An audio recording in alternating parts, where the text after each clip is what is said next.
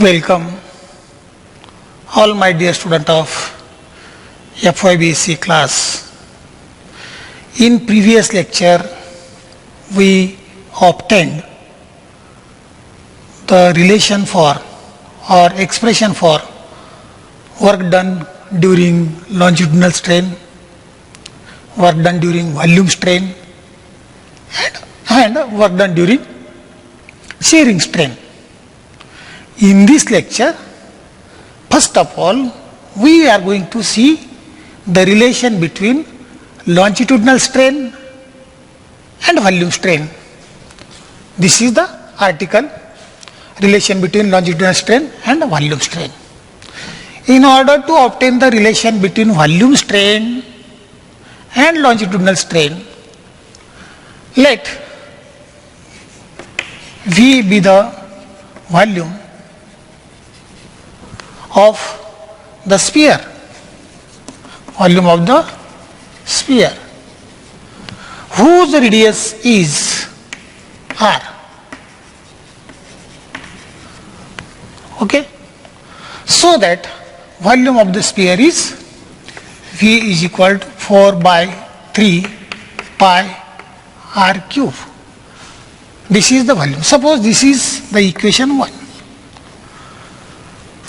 Volume, note that here, remember that here volume is the function of radius. Volume of the sphere is the radius of the, is the function of radius. What I say? Volume of the sphere is the radius of the sphere. Means what? Volume of the sphere is function of radius of the sphere. Means what? As radius increases, volume increases. As radius decreases, volume decreases. That means R changes. If R changes, then volume will also change. Therefore, differentiate this equation 1 with respect to R, we get dV by dV, simply dV is equal to 4 by 3 pi 3 r square dr. This is the differentiation of this equation. Suppose this is equation 2. Now simplify this equation, or don't give the number to this relation. We can give the number after simplification. This 3 is getting cancelled with this 3, and remaining part of LHS RHS is nothing but 4 pi r square dr, and give the second number to this relation. Okay. Now dividing equation 2 by 1, we get dV by V is equal to 4 pi r square dr upon 4 by 3 pi r cube dr. See here, this pi is getting cancelled with this pi. This, okay, this r is getting cancelled with this r. Sorry, here not r. Simply here.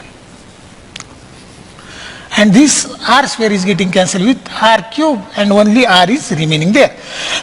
And 4 is getting cancelled with this 4. Therefore, lastly we have dV by V is nothing but 3. 1 upon 1 by 3 means only 3 dr upon r.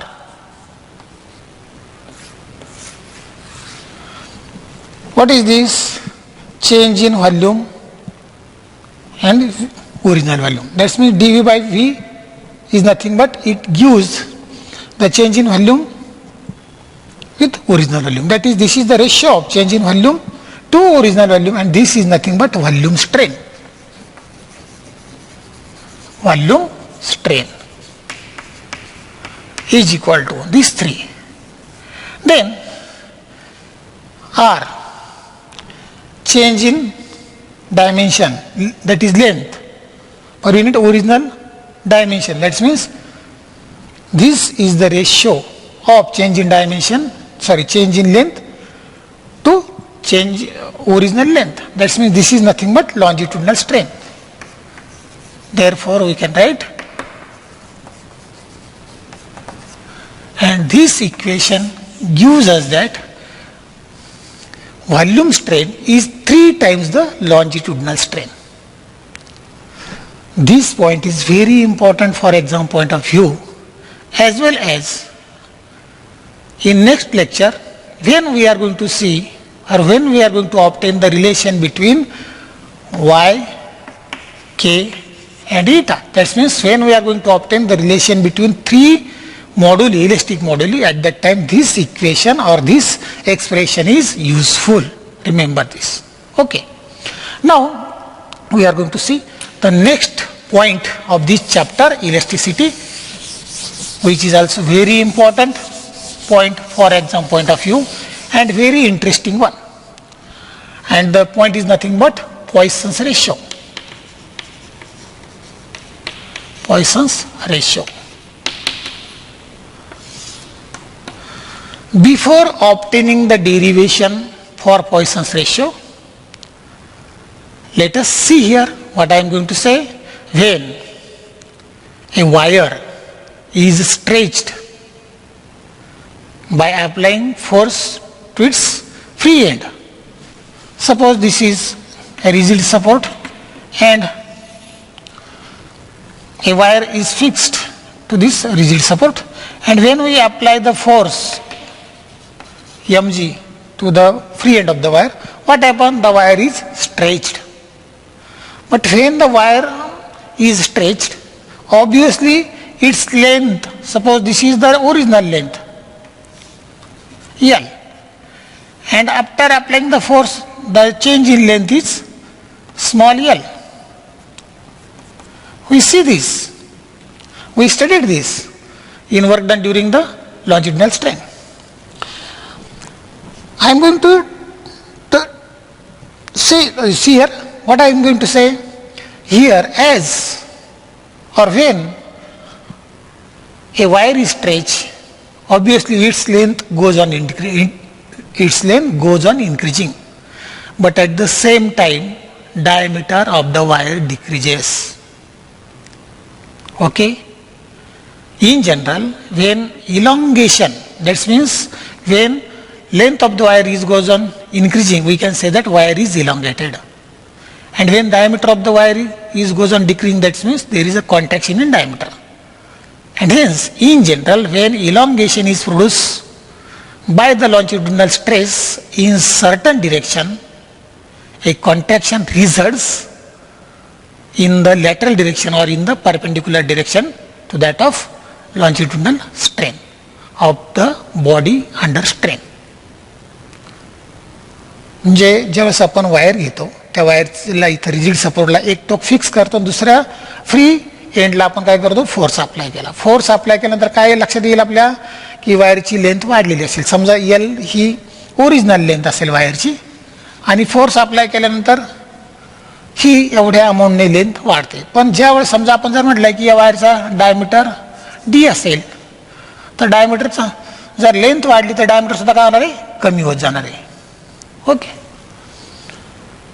आणि त्यावरून आपण मग बघणार आहोत पुढं the lateral strain.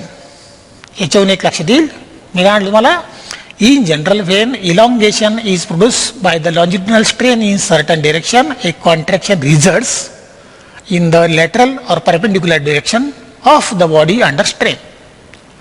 Okay. Therefore, here we can say that, or it is observed that the lateral strain means change in dimension, change in diameter per unit original diameter. This is called lateral strain. The lateral strain is proportional to longitudinal strain so long as it is small. Remember that. The lateral strain is proportional to longitudinal strain so long as it is small. जोपर्यंत small changes पाहायला मिळतील आपल्याला, small fraction of force आपण apply करू, जोपर्यंत permanent deformation होत नाही तोपर्यंत इथं आपल्याला पाहायला मिळतं की लॅटरल स्ट्रेन हा लॉन्जिट्युडिनल स्ट्रेनला डायरेक्टली प्रोपोर्शनल असतो. ओके. आणि म्हणून मग याच्यावरून आपण डेफिनेशन बघूया, definition of Poisson's ratio. See here the ratio of lateral strain to longitudinal strain is called Poisson's ratio. Poisson's ratio. That is Poisson's, and this Poisson's ratio is always denoted by the letter, by the symbol sigma. Therefore, Poisson's ratio sigma is lateral strain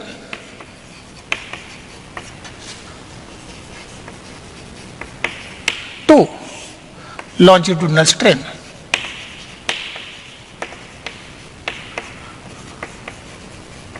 Okay, are you got it? Very simple definition. Poisson's ratio sigma is the ratio of lateral strain to longitudinal strain. Okay. Now, in order to understand the definition of the wire, consider a wire, a magnifying view of wire.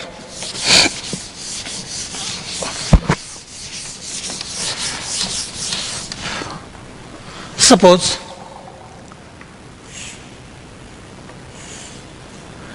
this is a wire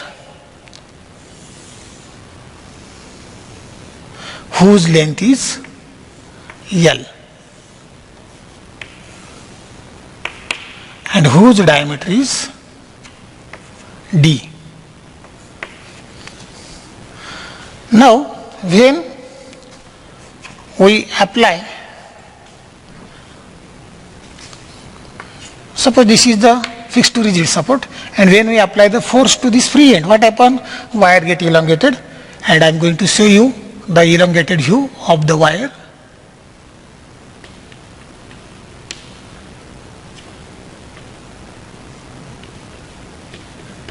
This is the elongated view, or this is the view after the application of force. Okay. Suppose here this is the change in length delta L, and this is the change in diameter d minus delta D. Okay.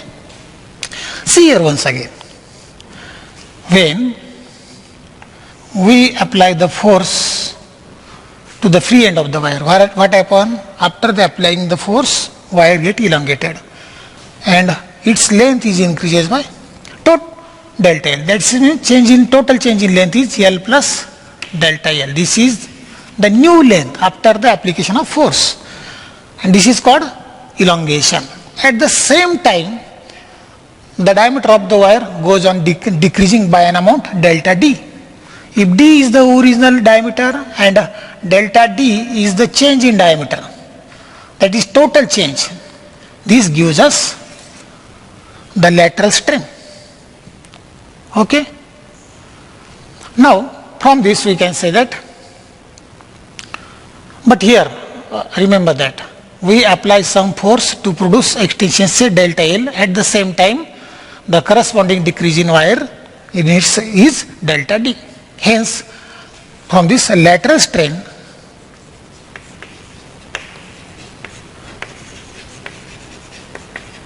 is equal to change in diameter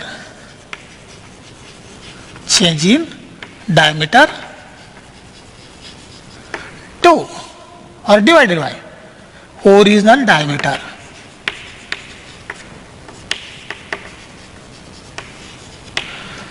What is the change in diameter? That is nothing but delta D, and original diameter is D. Okay. Similarly, the longitudinal strain.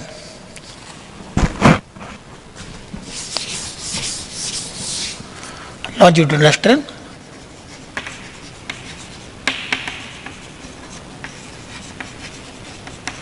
is equal to change in length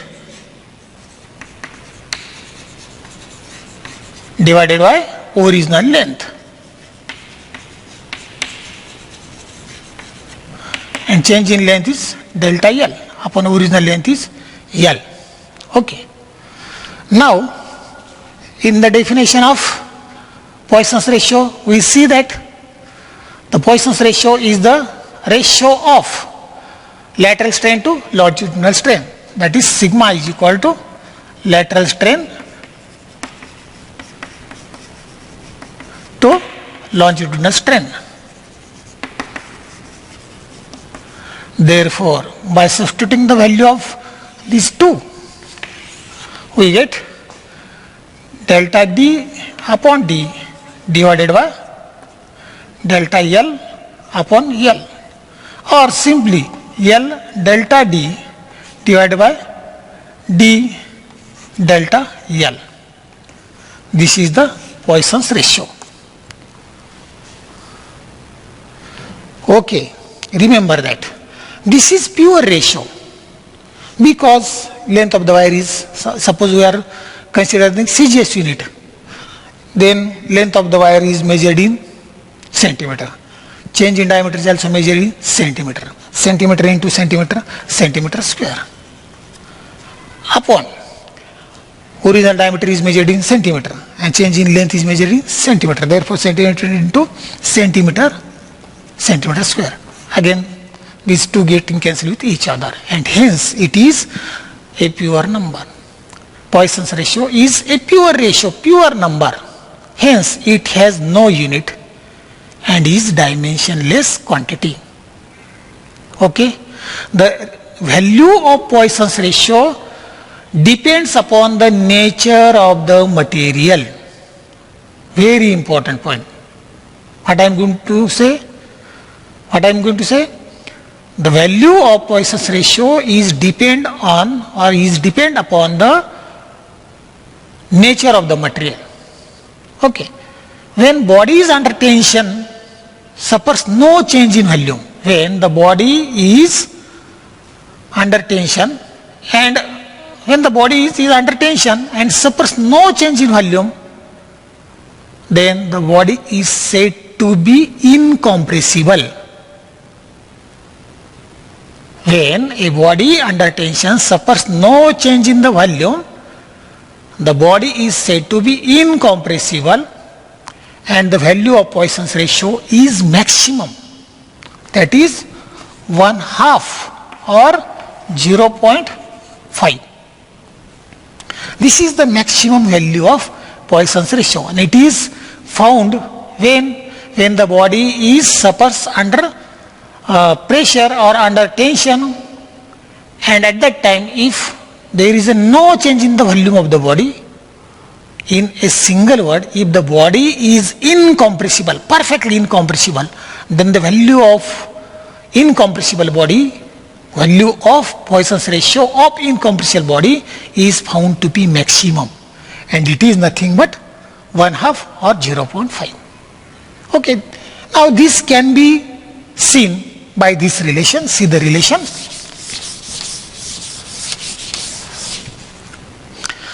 Let V be the volume of the wire, then V is equal to 4/3 pi r cube. Sorry, now r square, or simply pi r square L, volume of the wire. This is the volume of the sphere, and 4/3 pi r cube is the volume of sphere, volume of the wire. If V is the volume of the wire, then V is equal to pi r square, where r is the radius of the wire and L is the length of the wire. Then it is found that the change in volume is due to applied force is obtained by differentiating this equation. Suppose this is equation 1, and when we differentiate this equation, we get the differentiation dV is equal to pi r square dl plus pi l r dr. Sorry, 2r dr. Derivative of r square is 2r dr. And when the body is incompressible, that means told you that when the body is incompressible, then volume of the body does not change. It remains constant after the force is applied on that body. That means change in volume of the body is 0 when the body is incompressible. If this is 0, then this term will also 0, that is pi r square dl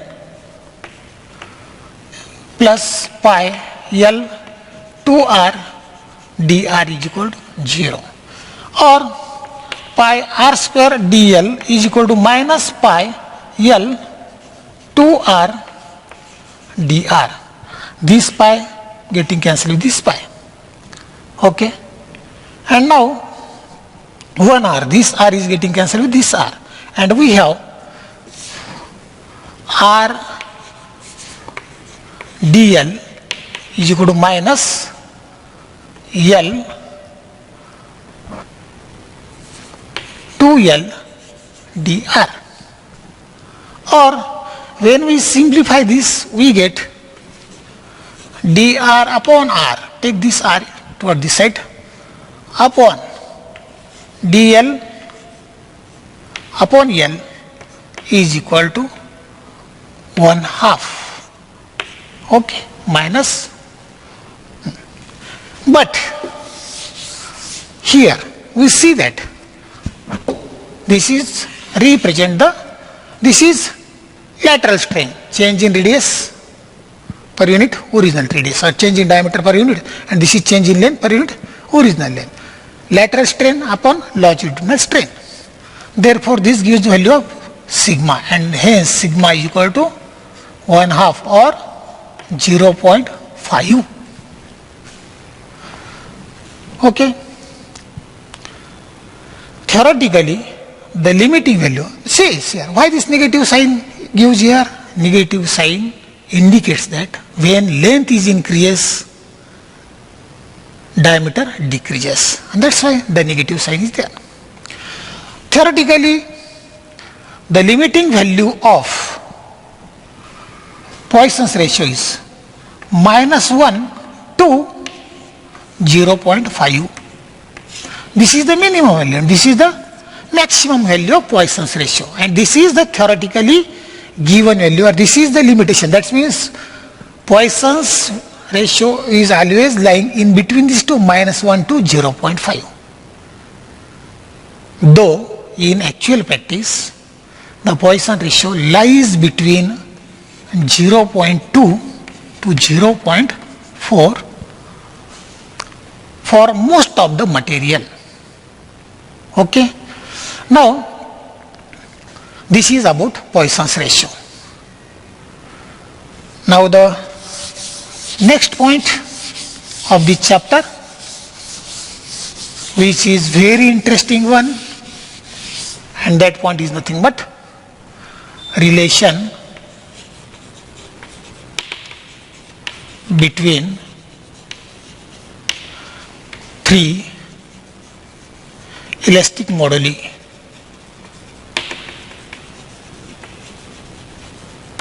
that is Young's modulus, bulk modulus, and modulus of rigidity. Very, very important point for exam point of view, and very important point for problems in order to solve the problems. And this is very interesting one and very simple. Only you have to make your concentration when I am going to teach you, and when I am going to upload my video lecture on YouTube. And if you observe keenly, I am having guarantee that in the first way or during the first time you can understand very well, but when you are going to concentrate 100% toward the explanation of this point. Okay. In order to obtain the relation between these three elastic moduli, that is Young's modulus, modulus of rigidity, bulk modulus, and modulus of rigidity, that is y, k, and eta, consider a cube of homogeneous and isotropic material. Homogeneous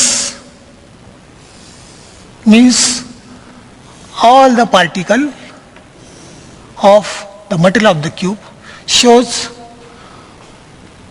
similar type of physical and chemical behavior.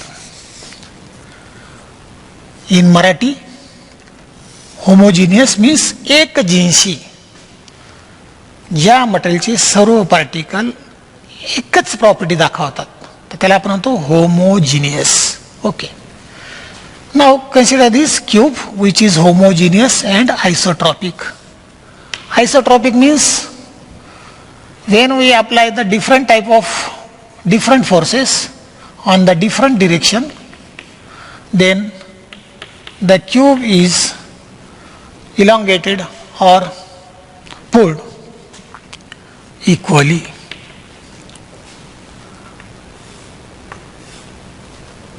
See here the cube. This is x axis, this is y axis, and this is z axis. See here, this is the cube of homogeneous and isotropic. Homogeneous and isotropic cube, whose side or whose length is L.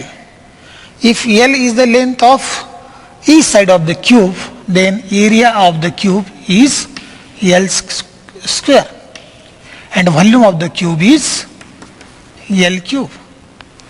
Remember that if area of the cube is unity, length of the cube is unity. Length unity असेल, suppose 1 inch असेल, 1 inch, तर area सुद्धा काय येईल 1 into 1 1 inch, volume सुद्धा काय येईल 1 into 1 into 1 1 inch. म्हणजेच एकदम साध्या भाषेत जर या क्यूबची लेंथ ही युनिटी असेल तर एरिया सुद्धा युनिटी असेल, व्हॉल्यूम सुद्धा युनिटी असेल. समजलं? समजा या क्यूबची लेंथ कुठल्याही साईडची, क्यूब म्हणजे सर्व लेंथ कशा असतात सारख्याच असतात. समजा त्याची लेंथ जर 1 सेंटीमीटर असेल तर area length into breadth 1 into 1 1 centimetre. Then volume length into breadth into thickness, that is 1 into 1 into 1 1. म्हणून आपण म्हणतो जर लेंथ युनिटी असेल तर एरिया सुद्धा युनिटी असेल आणि व्हॉल्यूम सुद्धा युनिटी असेल. नाव अशा या क्यूबला जो क्यूब कसा असणार आहे होमोजिनियस असणार आहे आणि आयसोट्रॉपिक असणार. तर होमोजिनियस तुम्हाला सांगितलं की या क्यूबचा प्रत्येक पार्टिकल हा सारखीच प्रॉपर्टी दाखवतो, सिमिलर टाईप ऑफ, म्हणजे फिजिकल अँड केमिकल बिहेवियर कसं असणार आहे of each and every particle is remain same and such type of material is called homogeneous. आता आयसोट्रॉपिक म्हणजे काय? आयसोट्रॉपिक जर आता समजा आपण या क्यूबचा हा पाठीमागचा सरफेस असेल, बॅक सरफेस, तिथं आपण फोर्स अप्लाय केला आणि तेवढाच फोर्स जर आपण इकडे अप्लाय केला फ्रंट सरफेसला, समजा तो सरफेस आपण असं म्हणू की F1 असेल इथं, F1 आणि F1, ओके, किंवा असं म्हणू आपण, सॉरी इकडे घेऊ आता, हा सरफेस असेल राईट सरफेस, त्याच्यावर आपण फोर्स अप्लाय केला F1 आणि लेफ्ट सरफेस असेल तिथंही equal and opposite F1 force आपण अप्लाय केला. इथं टॉप सरफेस असेल तिथं आपण F2 फोर्स अप्लाय केला, बॉटम सरफेसला सेम टाईप ऑफ फोर्स आपण अप्लाय केला F2, आणि फ्रंटला F3 आणि बॅकला F3. ओके, बघा लेफ्ट आणि राईटला F1 फोर्स आपण अप्लाय केला दोन्ही बाजू, तो सारखाच आहे. टॉप आणि बॉटम सरफेसवर फोर्स आपण अप्लाय केला F2, तो सुद्धा कसा असणार आहे equal and opposite.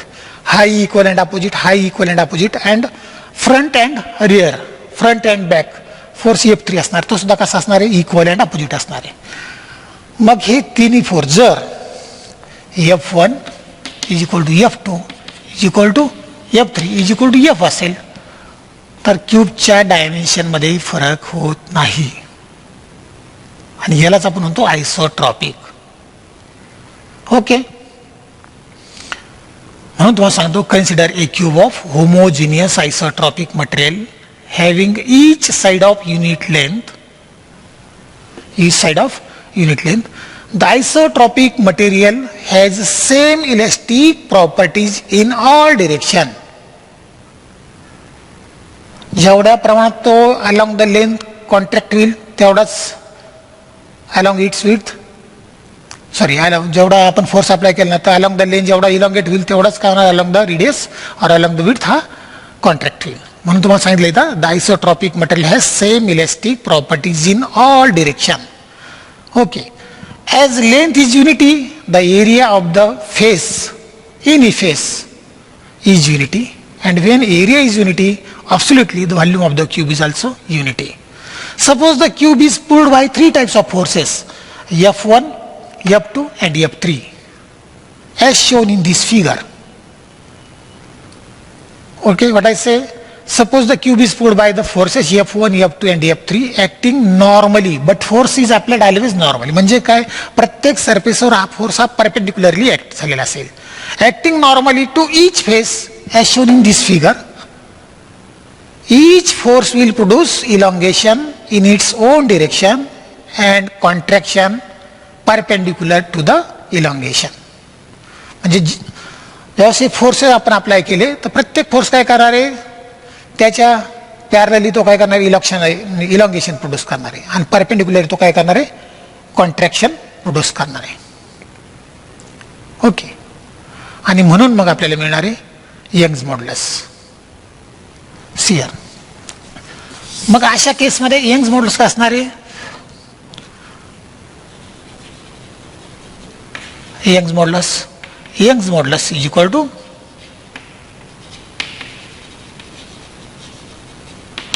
Young's modulus comma Y say is equal to longitudinal stress to longitudinal strain. See here, longitudinal stress is force upon area and longitudinal strain is change in length upon original length. Or see here only longitudinal strain. See here, Fy is equal to F upon area divided by longitudinal strain. But when the length of the face is unity, then absolutely area of the face is also unity, that's 1. Therefore y is equal to F upon 1 divided by longitudinal strain. Or from this equation, when we rearrange this, we get longitudinal strain is equal to what? F upon y. This is the longitudinal strain. That means force upon Young's modulus. Okay. And Poisson's ratio. What is Poisson's ratio?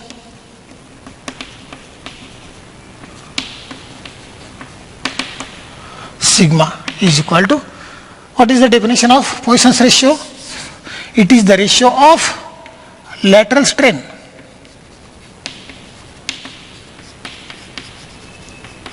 to longitudinal strain. Therefore, sigma is equal to lateral strain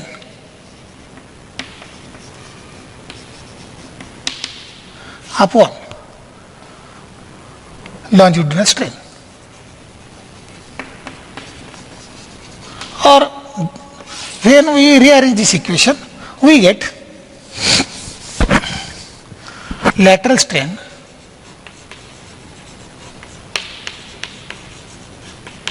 is equal to sigma into longitudinal strain. But longitudinal strain is nothing but this. Therefore, sigma F upon y. Okay, this is lateral strain. And this is longitudinal strain.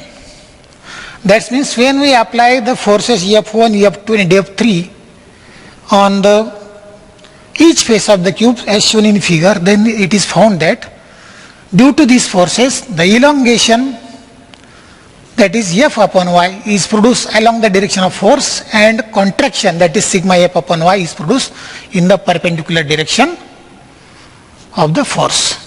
Okay. The remaining part of this topic will be studied in the next lecture. Till then, we shall stop here. Have a good day.